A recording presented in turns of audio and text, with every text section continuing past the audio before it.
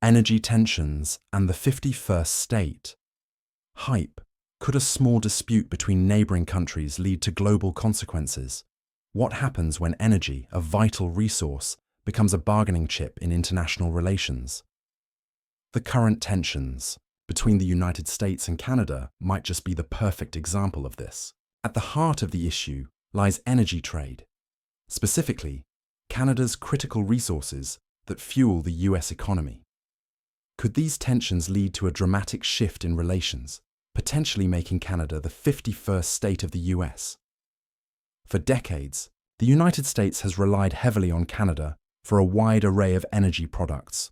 Oil, natural gas, electricity, and even uranium have crossed the border, fueling the US economy and providing essential resources for a variety of sectors. Canada's vast oil reserves, enormous natural gas deposits, abundant hydroelectric potential, and uranium resources have long been integral to the US's energy needs.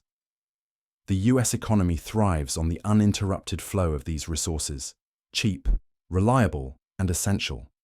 But when former President Donald Trump imposed tariffs and protectionist policies against Canada, it created a moment of leverage for Ottawa. Suddenly, Canada held a powerful trump card: energy disruption. The significance of this was not lost on many in the US. For years, Canada has been a major player in the US energy market. The US imports a substantial portion of its crude, oil and natural gas from Canada. Moreover, Canada's low-cost hydroelectric power, particularly from provinces like Quebec and Manitoba, has been a steady source of clean energy, benefiting US states in the northeastern regions. If Canada were to cut the supply of these resources, the consequences could be dire. Energy crises could emerge, states could face skyrocketing prices, and environmental policies could also take a hit. With hydroelectric and nuclear energy production in Canada directly benefiting the US, the question arises: what happens if Canada decides to shut the valve? The situation is even more complicated when you consider Canada's role in uranium mining and enrichment.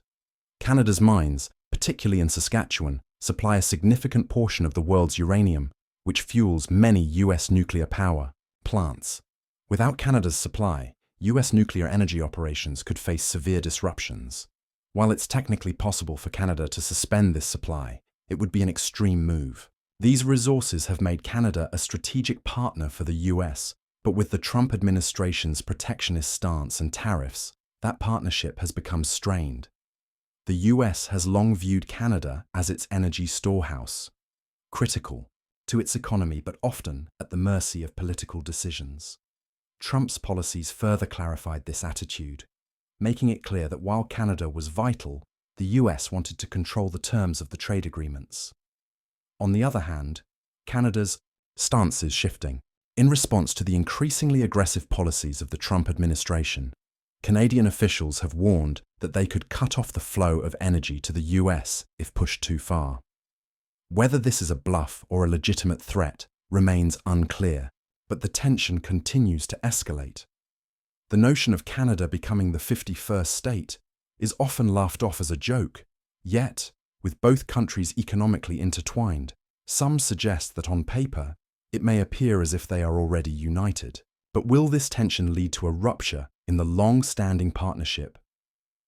Canadians, however, are firm in their resolve not to become a US state. For most, this is a matter of national pride. In Alberta, for example, oil and gas revenues are the backbone of the economy. Yet the trade relationship with the US is crucial. If Alberta's oil cannot enter the US market due to political decisions, the province faces an uncertain future. Turning to other markets, such as China, is not feasible without the infrastructure in place. This leaves Alberta's oil producers in a limbo, caught between the need for economic cooperation and the reality of Trump's aggressive rhetoric. In Quebec, the situation is even more complicated. The province has always been more distant from English-speaking Canada, with French heritage forming the core of its identity. Many Quebecers are already wary of the US and its hegemony. The idea of becoming the 51st state is anathema to their cultural identity, and they are staunchly opposed to any moves that might dilute their independence. Yet, despite these cultural and political rifts, Many local businesses in Quebec still rely on the energy trade with the US to sustain their economy. Canada's economy remains heavily reliant on its trade relationship with the US. In fact, more than half of Canada's exports go to the US. If a trade war were to break out, or if Canada imposed energy cuts in response to rising tensions, the impacts would be far-reaching.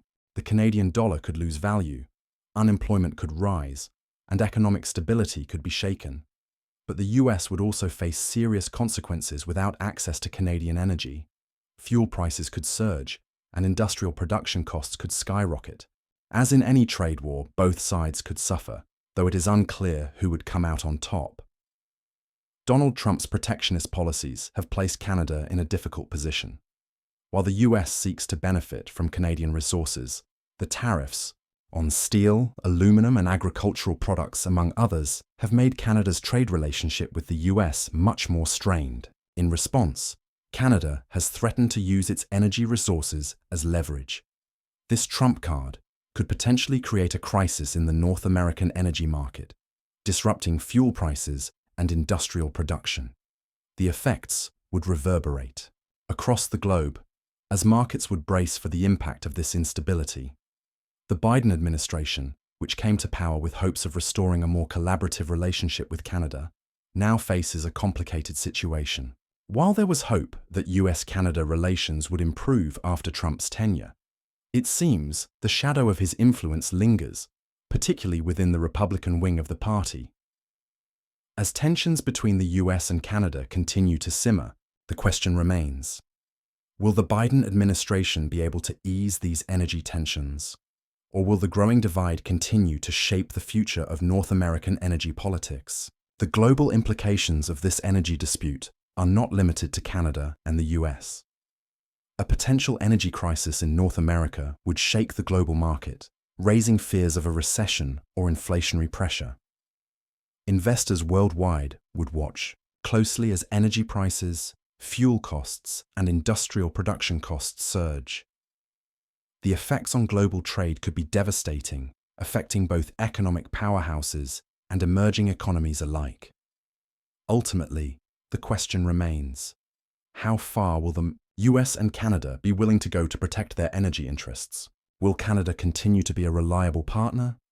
Or will the growing tensions between the two nations lead to a complete rethinking of their energy trade?